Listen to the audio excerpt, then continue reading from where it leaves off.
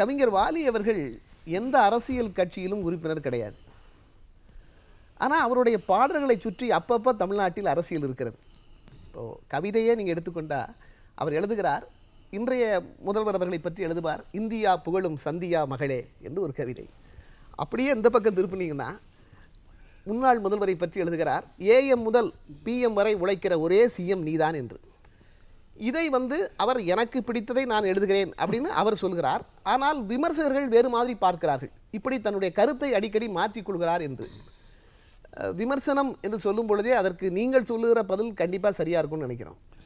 Sir என்னை பொறுத்தளவில் இது அந்த மாதிரி பார்த்து பிரயோஜனம் இல்லை. ஒரு கவிஞன்றவன் எனக்கு தெரிஞ்சு சார் அவன் உணர்ச்சி வசப்பட்டவன். உணர்ச்சி வசப்படாததுனால் கவிஞனாக முடியாது. இப்போ என்னால் கவிஞனாகவே முடியாது. நான் உணர்ச்சி வசப்படவே மாட்டேன். என்னால் ட்ரை பண்ண மாட்டேன், ட்ரை பண்ணாலும் வராது எனக்கு.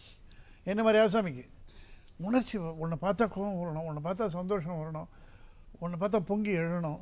பாரதியார் எடுத்துக்கோங்க, கண்ணதாசன் எடுத்துக்கோங்க, எல்லாருமே அப்படி தான்.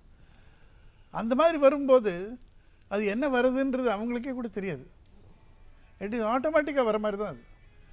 அதில் இவர் மேலே நல்ல அபிப்பிராயம் வருது, டக்குன்னு அதை சொல்லிடுறார். அப்புறம் அங்கே பார்க்குறாரு, அதை பற்றி பிரமாதமாக வருது, அதை சொல்கிறாருன்னு தப்பு இல்லையே.